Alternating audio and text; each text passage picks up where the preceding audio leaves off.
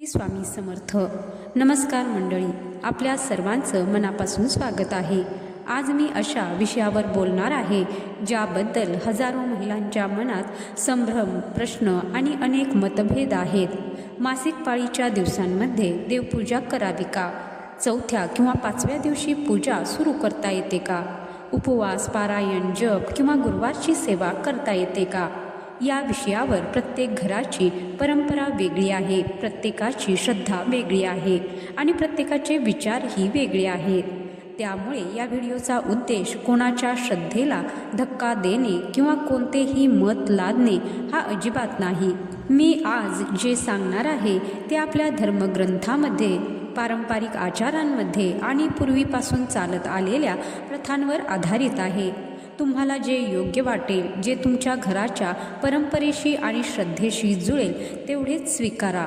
चला तर मग कोणताही गैरसमज न ठेवता जाणून घेऊया मासिक पाळीच्या काळात नेमके कोणते नियम पाळावेत, देवपूजा कधी सुरू करावी आणि अनेक महिलांकडून वारंवार विचारले जाणाऱ्या या प्रश्नाचे उत्तर नेमके काय आहे. व्हिडिओ शेवटपर्यंत नक्की पहा, कारण शेवटी मी अशी एक महत्त्वाची गोष्ट सांगणार आहे जी प्रत्येक महिलेला माहीत असणे आवश्यक आहे.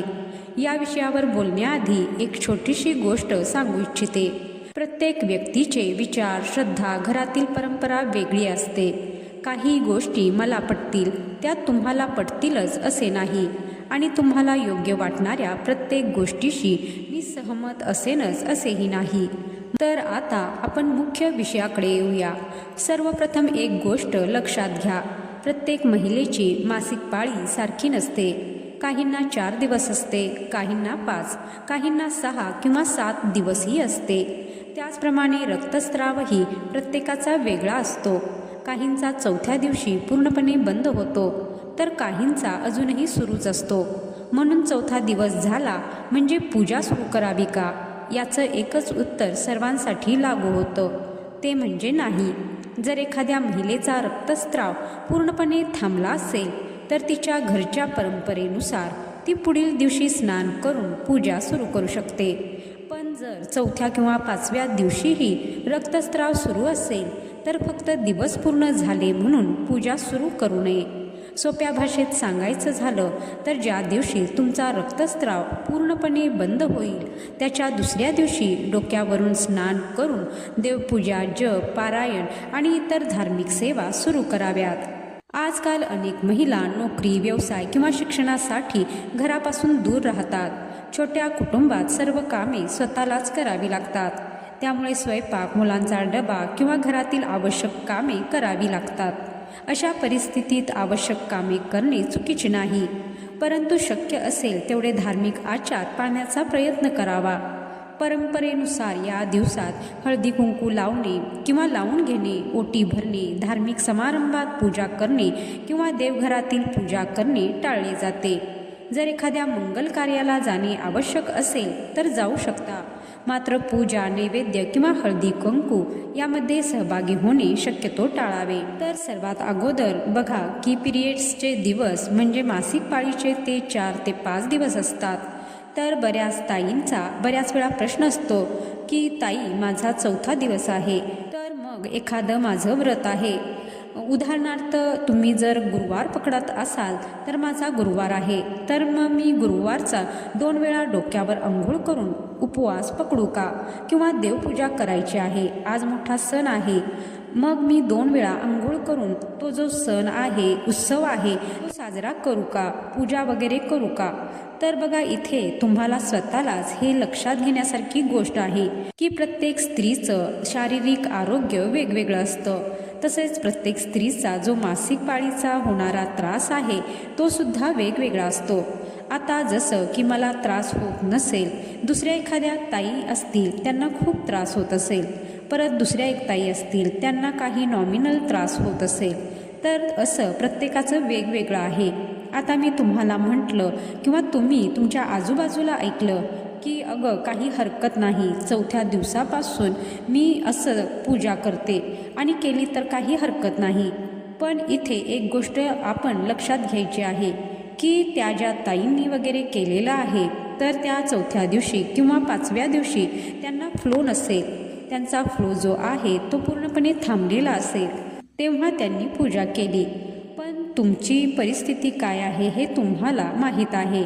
मी जर तुम्हाला म्हटलं चौथ्या दिवशी करा आणि तुमचा रक्तस्राव सुरू असेल, तर मग तुम्ही पूजा कशी काय करू शकणार, याचा विचार आपण केला पाहिजे.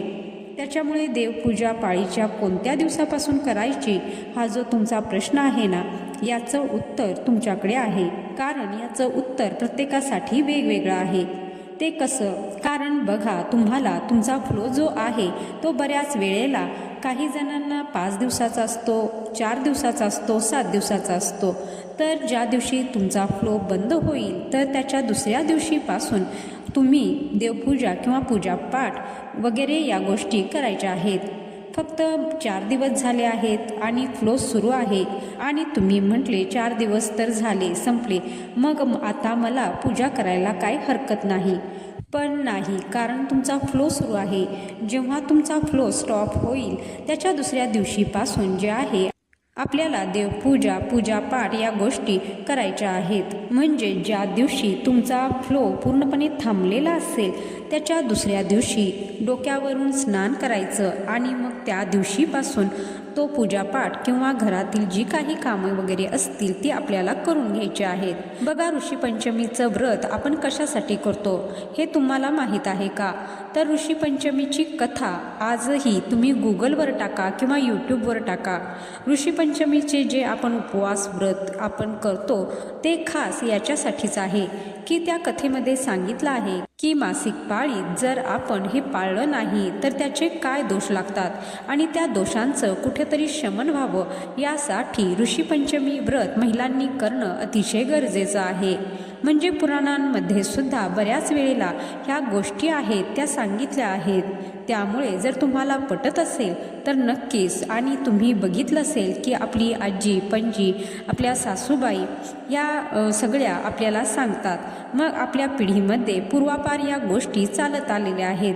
म्हणून तरी किमान आपण या ज्या गोष्टी आहेत त्या पाळायला हव्यात. आणखी एक गोष्ट, घरात रोज वापरासाठी ठेवलेले धान्य, पीठ, तांदूळ किंवा इतर वस्तू वापरण्यास काही अडचण नसते. पण साठवणीसाठी ठेवलेल्या मोठ्या पोत्यांना किंवा धान्याच्या साठ्याला किंवा लाल तिखट वर्षभराचं असेल तर शक्यतो स्पर्श करू नये, अशी पूर्वापार चालत आलेली परंपरा आहे. म्हणूनच आधीच आवश्यक वस्तू वेगळ्या काढून ठेवणं सोयीचं ठरतं. जेव्हा मासिक पाळी पूर्णपणे संपेल त्यानंतर डोक्यावरून स्नान करून घराची स्वच्छता करावी. अनेक घरांमध्ये परंपरेनुसार गोमूत्र शिंपडून शुद्धी केली जाते. त्यानंतर नेहमीप्रमाणे देवपूजा, जप, सेवा आणि पारायण सुरू करावे. तर एक गोष्ट नेहमी लक्षात ठेवा, स्वामी समर्थांनी नेहमी श्रद्धा, सदाचार, स्वच्छता, संयम आणि नामस्मरण यांना सर्वाधिक महत्त्व दिलं आहे. बाह्य आचार जितके महत्त्वाचे आहेत त्याहून अधिक महत्त्व मनाच्या पवित्रतेला आहे. म्हणून मासिक पाळीच्या दिवसात जर आपल्या घराच्या परंपरेनुसार आपण देवघरात जात नसाल तर मनाने देवापासून दूर जाऊ नका. त्या दिवसातही मनोमन श्री स्वामी समर्थ या नामाचा जप करा, स्वामींचे स्मरण करा, त्यांचे ध्यान करा आणि त्यांच्या चरणी आपल्या भावना अर्पण करा. लक्षात ठेवा, देवाला आपल्या शरीरापेक्षा आपल्या भावनेचे अधिक मोल असते. श्रद्धा, विश्वास आणि निर्मळ मनाने केलेले स्मरण कधीही व्यर्थ जात नाही. म्हणून ज्या दिवशी तुमच्या घराच्या परंपरेनुसार पूजा करण्याची परवानगी असेल त्या दिवशी स्नान करून नेहमीप्रमाणे पूजा, आरती, जप आणि सेवा सुरू करा. पण त्या आधीचे काही दिवस स्वामींचे नाम मनात अखंड सुरू ठेवा. कारण स्वामी समर्थांचा संदेश असा आहे की संकट असो, अडचण असो किंवा विश्रांतीचा काळ असो, नामस्मरण कधीही थांबवू नये. शेवटी एवढंच म्हणेन, परंपरेचा आदर करा, घरातील मोठ्यांचा मान ठेवा, पण त्याचबरोबर कोणाच्याही श्रद्धेचा अपमान करू नका. प्रत्येकाची परिस्थिती, परंपरा आणि समज वेगळी असते. स्वामी समर्थांच्या कृपेवर विश्वास ठेवा, मनात श्रद्धा ठेवा आणि सदैव त्यांच्या नामात राहा. तर आजचा हा माहितीपूर्ण व्हिडिओ तुम्हाला आवडला असेल तर व्हिडिओला लाईक करा, शेअर करा आणि काही प्रश्न असतील तर कमेंट बॉक्समध्ये नक्की विचारा.